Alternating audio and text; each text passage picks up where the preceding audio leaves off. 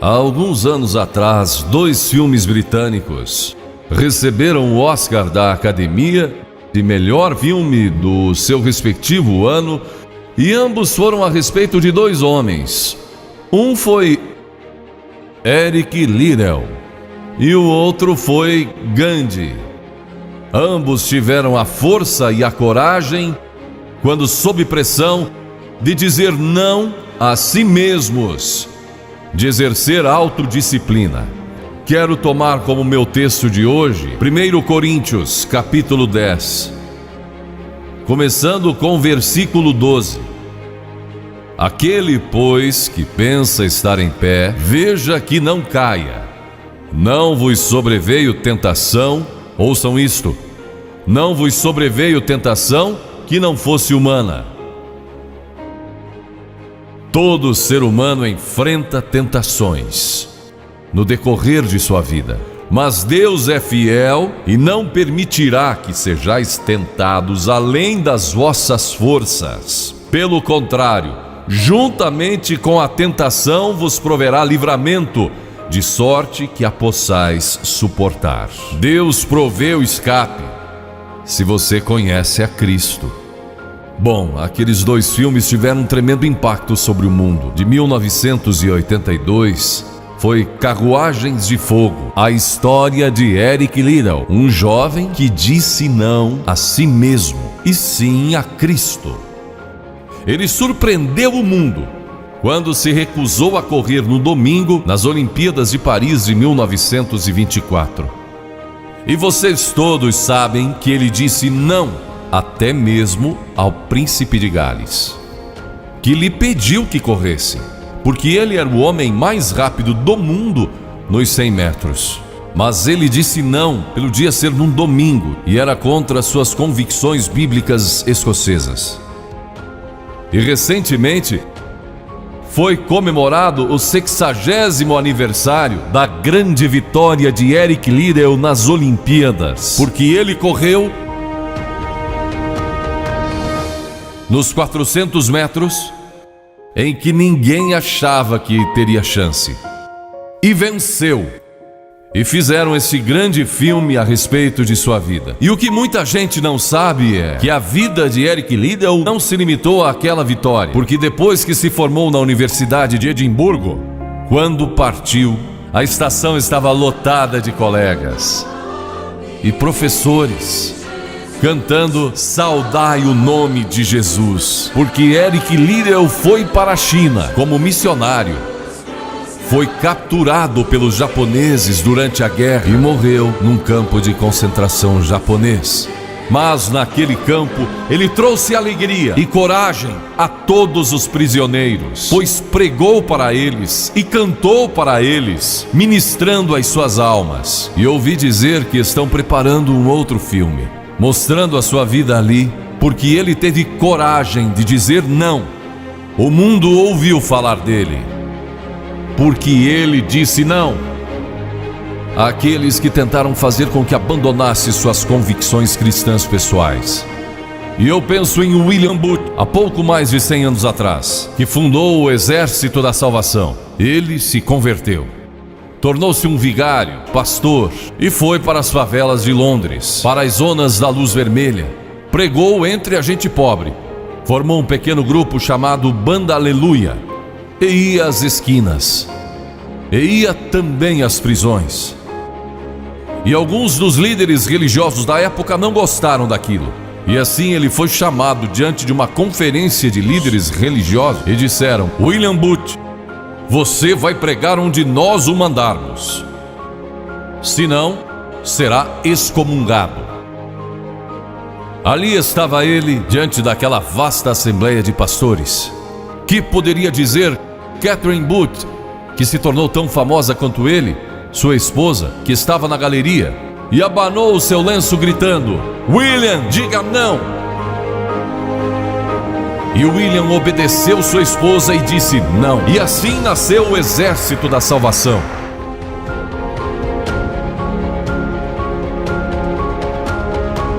Lemos muitas histórias na Bíblia a respeito de jovens que disseram não e mudaram o curso da história. A primeira que quero mencionar, talvez nunca tenham ouvido falar.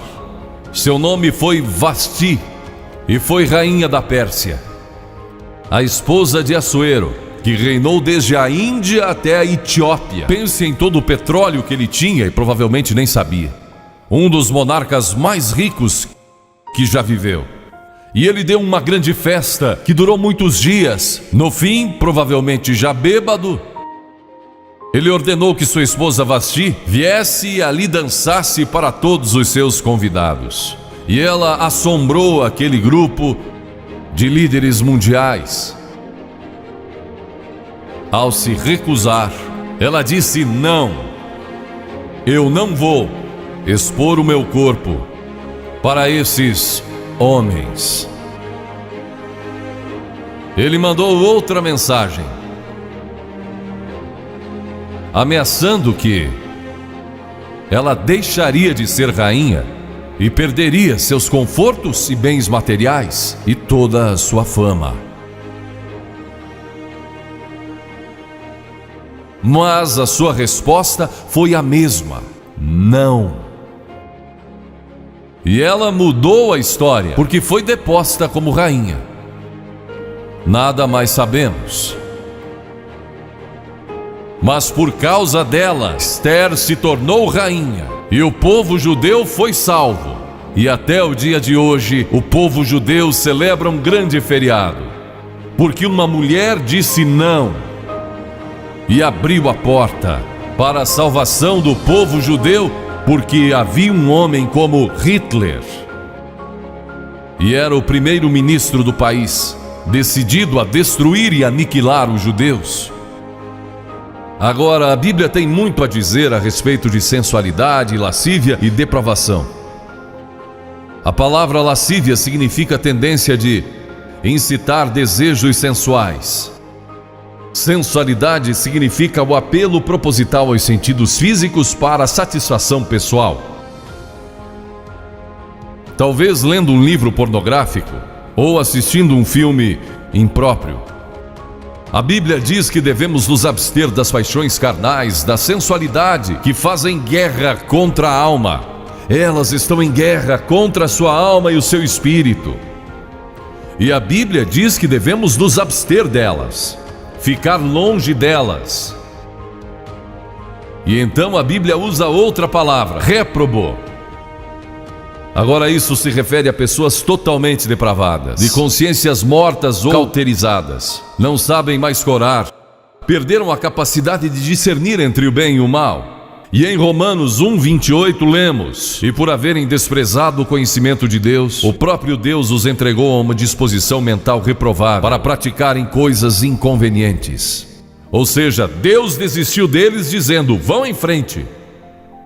Gozem toda a depravação e a sensualidade que quiserem, não vou perturbá-los. Ainda não. Mas saibam que os seus pecados o acharão e prestarão contas no dia do juízo. E Paulo, escrevendo ao jovem Timóteo, disse: também estes resistem à verdade, homens de todo corrompidos, réprobos quanto à fé. Em outras palavras, rejeitaram a Cristo por tanto tempo que suas consciências se cauterizaram e seus corações se endureceram.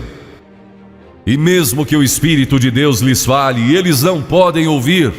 É por isso que é importante que você aceite a Cristo quando jovem. É importante que venha a Cristo agora. Se o Espírito de Deus está falando com você, entregue a sua vida a Cristo, porque o dia pode chegar em que a sua consciência esteja morta e você não possa mais ouvir a voz de Deus. Ela disse não, mas Vasti, você vai perder o trono, vai perder suas riquezas, pode até perder sua vida. Ela disse: minha resposta é não. Qual é a sua resposta hoje àquelas coisas que são erradas? A mentira, a lascívia, a cobiça, ao preconceito racial. Qual vai ser? Você vai disciplinar seu corpo? Vai permanecer firme às convicções que Cristo e a Bíblia ensinam? Ou vai ceder e seguir pelo caminho largo que leva à destruição? ou vai entrar pela porta estreita e pelo caminho apertado que conduz à vida eterna? Qual vai escolher? Você tem uma escolha hoje. Deus nunca vai forçá-lo a escolher. E então houve um outro jovem, um jovem chamado Daniel. E a Bíblia diz que Daniel resolveu em seu coração que não se contaminaria com as finas iguarias do rei, nem com o vinho que ele bebia. Agora Daniel era um jovem que tinha um propósito. Ele havia sido capturado em Jerusalém. Quando o exército de Nabucodonosor invadiu a cidade, ele foi capturado e levado através de milhares e milhares de quilômetros à Babilônia, a quase 3.000 quilômetros de sua própria terra. Sem aviões nem automóveis, eram semanas de viagem. Mas ele estava resolvido a servir a Deus e não devia ter mais de 12 ou 15 anos de idade. E Nabucodonosor, o grande rei, levara cativos de Jerusalém para a Babilônia e ordenou que aqueles jovens, em quem não havia defeito, de boa aparência, instruídos em toda a sabedoria, fossem ensinados em sua corte, para que ele pudesse usá-los. Ele queria usar aqueles jovens judeus porque sabia que eles tinham um dom especial. E durante o período de treinamento mandou que lhes dessem os melhores vinhos e as mais finas iguarias e todos os confortos disponíveis na corte de Nabucodonosor. Mas Daniel disse: não quero o vinho do rei e não quero as iguarias do rei. Quero dormir no chão, não numa cama de penas. Quero viver uma vida simples e também disciplinada. Que diferença dos que mal podem esperar pelo dia que posso sair de casa e se divertir, mas não Daniel. Daniel estava longe de casa e ninguém saberia se ele fizesse algumas dessas coisas. Ninguém saberia se ele tivesse uma namorada e dormisse com ela, ou se embebedasse com o melhor vinho do rei. Ninguém saberia lá em Jerusalém, e ele poderia ter se tornado muito popular. Mas esse primeiro não, quando jovem, preparou-o para o grande não, quando era primeiro-ministro da Babilônia, e foi lançado na cova dos leões, porque não abandonou sua fé em Deus. Nós nos contaminamos ao comer demais, ou ao nos embebedarmos, ou ao tomar drogas, ou gastando tempo demais assistindo televisão, ou indo aos cinemas. Jesus declarou em Lucas capítulo 21: acautelai-vos, para que nunca vos suceda que os vossos corações fiquem sobrecarregados com as consequências da orgia e das preocupações deste mundo, e para que aquele dia não venha sobre vós repentinamente. O apóstolo Paulo disse: não vos disponhais para a carne no tocante às suas concupiscências. E Pedro disse: porque basta o tempo decorrido para terdes executado a vontade dos gentios, tendo andado em dissoluções, concupiscências e em detestáveis idolatrias. A Bíblia diz que devemos disciplinar nossas mentes e também nossos corpos, e disciplinar nosso coração pela nossa fé em Cristo. E então houve um outro jovem chamado José, que foi vendido para o Egito pelos seus irmãos e se tornou escravo de um homem chamado Potifar. E Potifar tinha uma linda esposa, e José era forte e bonito. E em Gênesis, no capítulo 39, se quiserem ler a história, lemos a respeito da tentação de José. A esposa de Potifar se apaixonou por José, porque José se tornou mordomo de toda a casa de Potifar, cuidando dos seus negócios, e ela viu aquele belo jovem, viril e de boa aparência, andando pela casa e pelo jardim, cuidando dos negócios todos os dias, e ela o cobiçou. E disse: deita-te comigo. Ele disse: não. E acrescentou: não posso fazer isso ao meu senhor, que me confiou tudo o que tem, exceto sua esposa. Não posso pecar contra Deus, o Deus dos meus pais. Ele estava longe de casa, quem saberia?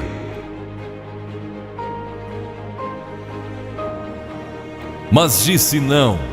E quando disse não, Na última vez, ela o agarrou e ele fugiu dela, deixando sua capa. E ela começou a gritar, chamando os servos e dizendo: ele tentou me violentar, que não era verdade. Mas Potifar acreditou e mandou que ele fosse lançado na prisão.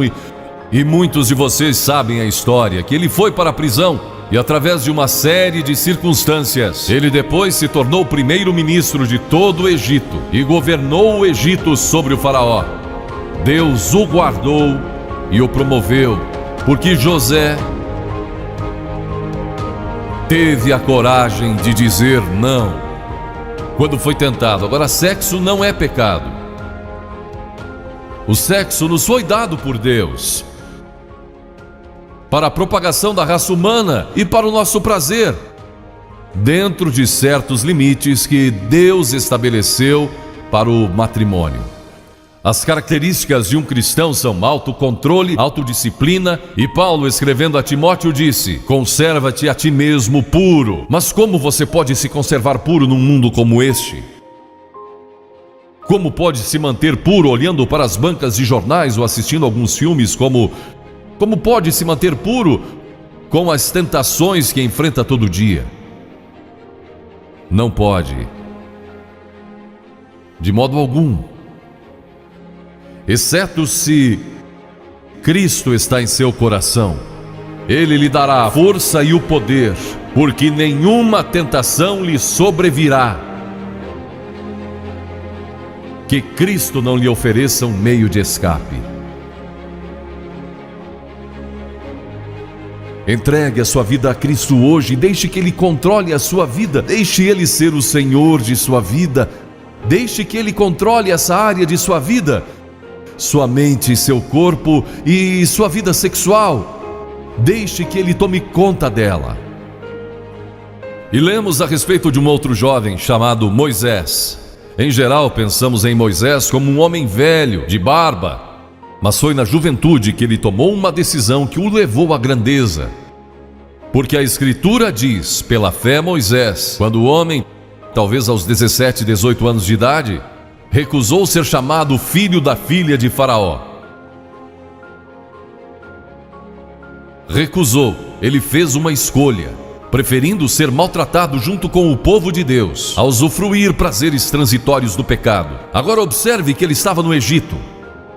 Era filho da filha do faraó, herdeiro do trono do Egito. E talvez seria o próximo faraó. Mas ele fez uma escolha, porque sabia que seu povo, o povo de Israel, era escravo dos egípcios. E ele teve que tomar uma decisão no auge de sua glória. E no auge de tudo que lhe foi oferecido. E ele disse não a Faraó. Não vou ser seu filho, prefiro sofrer e morrer com meu povo e servir o Deus vivo e verdadeiro. E foi exatamente o que ele fez. E conhecemos Moisés hoje como um dos grandes homens da história. Ele rejeitou os prazeres transitórios do pecado. E há uma diferença entre prazeres e alegria. Quem ama os prazeres empobrecerá, diz a Bíblia. E ela cita um homem que disse: entreguei o meu coração à loucura e aos seus prazeres, mas tudo isso é correr atrás do vento. Quem vive em prazeres está morto, embora viva, amando aos prazeres mais do que a Deus. A Bíblia diz que há pessoas que amam aos prazeres mais do que a Deus. É o seu caso? Você ama a Deus mais do que ama a prazeres pecaminosos? Não falo de esportes e todas essas coisas maravilhosas que temos. Falo de prazeres pecaminosos. Mas a alegria produzida pelo Espírito Santo, e há centenas de passagens que falam dessa alegria. Você pode ter alegria, mesmo quando não tem prazer, porque a alegria é profunda. O anjo disse aos pastores naquela grande noite: não temais, pois vos trago boa nova de grande alegria, que o será para todo o povo. E mesmo no sofrimento, quando você recebe a Cristo, Deus não remove o sofrimento. Ele não remove todos os problemas e as dificuldades da vida. Ele não faz isso. Ele não promete, se você está desempregado, conseguir um emprego amanhã se você aceitar a Cristo hoje à noite. Ele promete que lhe dará graça e força e alegria em qualquer situação. Bem-aventurados sois quando os homens vos odiarem e quando vos expulsarem da sua companhia, vos injuriarem e rejeitarem o vosso nome como indigno, por causa do Filho do Homem. Regozijai-vos naquele dia e exultai. Ele disse: quando vierem a mim e tiverem problemas e tribulações, e as pessoas odiarem vocês, ele disse: exultai, porque grande é o vosso galardão lá no céu, pois dessa forma procederam os seus pais como os profetas. Todos que viverem piedosamente em Cristo serão perseguidos. A Bíblia diz: ainda haverá sofrimento. Jesus disse: quem não tomar a sua cruz e negar-se a si mesmo não pode ser meu discípulo. Moisés escolheu a alegria de seguir a Deus em vez da vida de prazeres no Egito. O que você está seguindo? Qual é a sua escolha nesta hora? E então o último é Jesus. Jesus foi tentado em todas as coisas à nossa semelhança, mas sem nenhum pecado. Quer dizer que Jesus foi tentado a mentir? Sim. Que Jesus foi tentado a cobiçar? Sim. Que ele foi tentado a adulterar? Sim. Que Jesus foi tentado a roubar? Sim. Ele foi tentado em todas as coisas, como nós, mas sem pecado. Como ele teve vitória sobre a tentação? A Bíblia nos diz no capítulo 4 de Mateus e em muitos outros textos, mas vou falar só deste. O diabo veio a ele quando ele estava faminto e sedento e disse: se és o Filho de Deus, manda que essas pedras se tornem em pães. Observem que ele tentou colocar dúvidas na mente de Jesus quanto à sua identidade. Agora Jesus era o Filho de Deus, nascido de uma virgem, Filho de Deus, que foi ressuscitado dos mortos pelo poder de Deus e está vivo hoje. Mas o diabo pôs dúvidas em sua mente. Ele estava fraco e cansado e faminto, um ser humano. Ele não enfrentou o diabo como Filho de Deus, enfrentou como homem. E ele sempre respondeu citando as Escrituras. É por isso que você deve decorar as Escrituras. Nem só de pão viverá o homem, mas de toda palavra que procede da boca de Deus. Jesus disse que há uma coisa que é mais importante que a comida, sexo e coisas materiais. É sua vida espiritual. E então ele disse: se tu és o Filho de Deus, atira-te abaixo, porque está escrito: aos seus anjos ordenará a teu respeito que te guardem, para não tropeçares. E Jesus de novo respondeu: está escrito: não tentarás o Senhor teu Deus. Então o diabo o levou a um alto monte e lhe mostrou todo o futuro do mundo, todos os reinos que ainda estavam por vir. Ele disse: se dobrares o teu joelho e me adorares, eu te darei todos os reinos do mundo e sua glória. Jesus não argumentou se ele podia fazer isso. O diabo pode dar-lhe qualquer coisa. Alguns de vocês estão vendendo as suas almas por nada, coisas sem valor. A Jesus ele ofereceu o mundo todo. Mas ele sabia que a cruz estava esperando por ele, e o único meio de salvação para o mundo era a cruz. Se tivesse obedecido ao diabo, nós nunca teríamos tido a oportunidade de sermos salvos e perdoados. Jesus teria tomado um atalho e nós estaríamos perdidos. Mas Jesus disse: está escrito, ou melhor, começou dizendo: retira-te, Satanás, porque está escrito: ao Senhor teu Deus adorarás e só a Ele darás culto. E assim o diabo o deixou, e anjos vieram e o serviram. Observe como Jesus enfrentou o diabo ao ser tentado. Primeiro, ele citou as Escrituras. Segundo, ele estava cheio do Espírito Santo. E terceiro, estava na vontade de Deus. Você está disposto a dizer não às tentações do diabo? Está? Pense nisso. E está disposto a dizer sim às declarações de Cristo, de que Ele é Filho de Deus e quer que Ele entre em seu coração e perdoe seus pecados, salvando? Eu sei que muitos de vocês foram batizados e confirmados. A maioria de vocês talvez sejam membros de uma igreja, ou se identificam com uma igreja, ou talvez vão a uma igreja 2 ou 3 vezes ao ano. Não sei se faz isso ou não, mas sei que muitos o fazem.